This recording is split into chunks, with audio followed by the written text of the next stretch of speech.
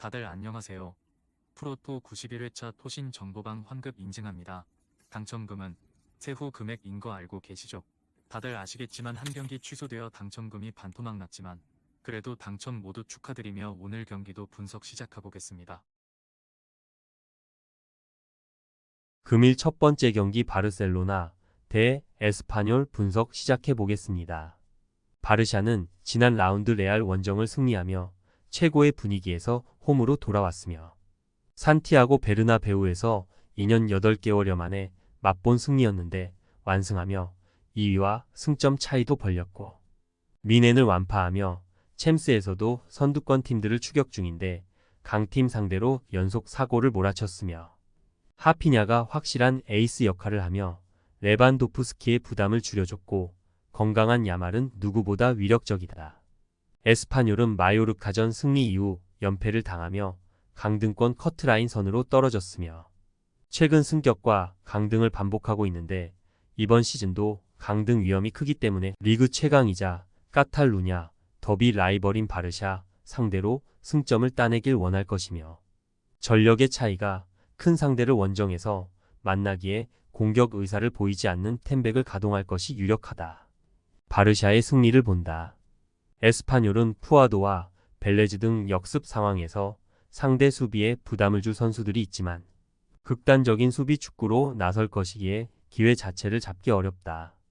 야말과 다니, 올모, 하피냐 등이 측면과 최전방을 오가며 상대 수비를 무너뜨릴 것이고 레반도프스키의 안정적인 문전압 마무리가 있을 홈팀이 승리할 것이다. 금일 두 번째 경기 발베이크 대 알메러시티 분석 시작해 보겠습니다. 발베이크는 브레다 원정에서도 패하며 최하위를 벗어나지 못했으며 리그 강팀 중 하나인 트벤테 상대로 승점을 따내며 분위기 반등을 노렸는데 흐름을 이어가지 못했는데 그래도 이번 라운드에서는 같은 최하위권 팀인 알메러 상대로 홈 경기에 나서기에 첫 승을 따낼 기회를 잡았고 마가렛과 클레오니스 등이 공격적으로 경기에 임하며 원정팀 수비를 공략하려 할 것이다. 알메러시티는 최근 두 경기에서 승점 4점을 따내며 중위권 도약을 노리고 있는데 지난 라운드에서는 난적 네이메언을 잡았고 이제 연승 도전에 나선다. 최하위 팀을 상대하기에 원정에서도 공격의 기여를 올릴 것으로 보이는데 하예와 타이리 등이 중원에 라인을 올릴 것이다. 발베이크의 승리를 본다. 알메러시티는 로비네가 최전방에 나서 공격을 주도할 것이다. 그러나 로메라투와 반더 루가 중원을 두텁게 하며 홈에 임할 발베이크가 분위기를 내주지 않을 것이고 원정 경기력이 떨어지는 알메러시티 상대로 마가렛이 집요하게 문전 침투를 노릴 것이고 클레오니스와 반더 워터가 측면을 지원할 발베이크가 승리할 것이다. 금일 세 번째 경기 오세르 대 스타드렌 분석 시작해 보겠습니다.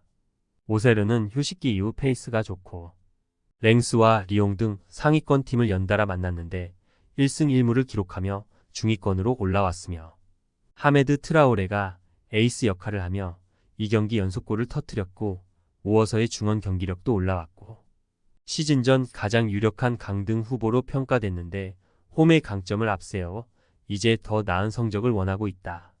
렌은 모나코전 패배 이후 두 경기에서 승점 4점을 따냈으며 칼리무엔도와 블라스 등 최전방 공격수들이 기대만큼 골을 터뜨리진 못했지만 의외로 수비가 안정적이고 크리스토퍼 우와 세이두 등이 좋은 피지컬을 앞세운 맨마킹으로 상대의 공세를 저지했고 그랜베크의 중원 존재감이 확실하다. 렌의 승리를 본다. 오세르가 좋은 최근을 보내고 있지만 고메즈와 그랜베크가 중원에 나서 힘겨루기를 할 렌 상대로는 고전할 것이다. 또 원정팀은 세이두를 비롯해 최종 수비가 트라오레와 페린 등의 문전 침투를 저지할 수 있고 구이리와 하테보어의 측면 공격력으로 승부를 볼 렌이 승리하고 무패를 이어갈 것이다. 금일 네 번째 경기 르아브르 대 몽펠리에 분석 시작해 보겠습니다.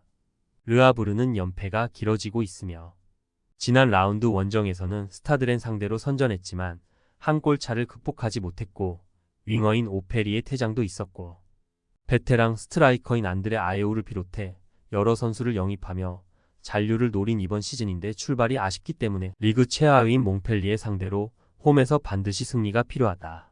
몽펠리에 역시 4연패를 당하며 최근 흐름이 좋지 않고 그 기간 상대에게 14골을 실점하는 등 수비가 무너진 모습인데 단 지난 라운드에는 사바니어의 퇴장이라는 변수가 있었고 할만한 르아브르 상대로 나설 원정 경기에서는 소극적인 운영보다는 노르딘과 카즈리, 아담스의 3톱을 앞세워 공격적으로 나설 것이다.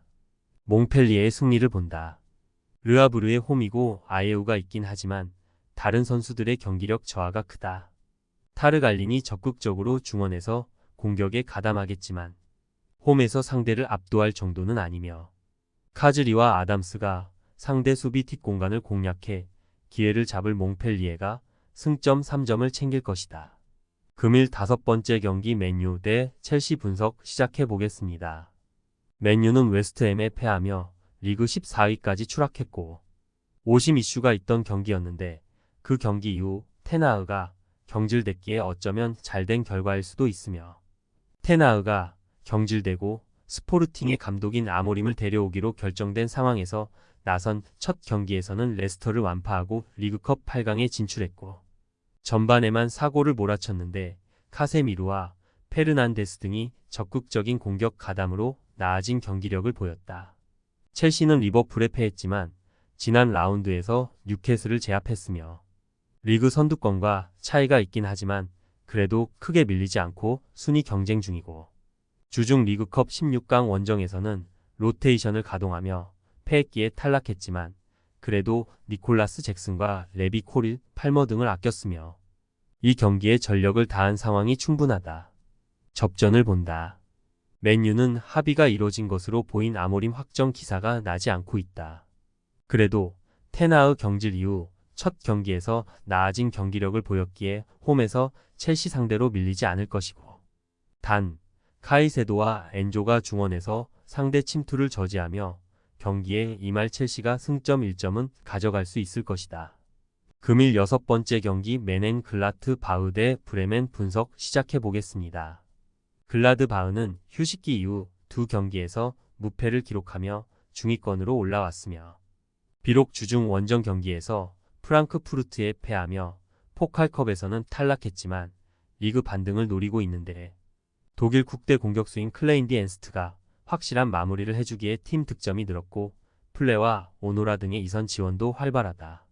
브레멘 역시 최근 흐름이 좋으며 4경기에서 승점 7점을 따내며 9위까지 치고 올라갔고 지난 라운드에서는 레버쿠젠 상대로 승점을 땄는데 두쿠시가 부진하던 시즌 초반을 지나 전방에서 존재감을 보이고 있고 리넨과 비텐쿠르트의 중원 경기력도 나아졌고 이 경기는 원정이기에 수비적으로 나서며 패하지 않으려 할 것이다. 글라드 바흐의 승리를 본다. 브레멘이 최근 원정 연승 중이긴 하지만 글라드 바흐의 홈 경기력도 좋다.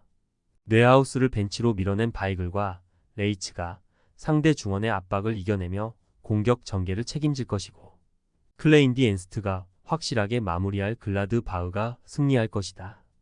토신 최종 조합은 영상 아래 고정 댓글로 말 걸어주시면 토신 정보방에서 무료로 공유해드립니다. 제발 손해보면서 토토하지 말고 다같이 웃으면서 즐겁게 베팅합시다. 함께 하실 분들은 부담 갖지 마시고 편하게 말 걸어주세요.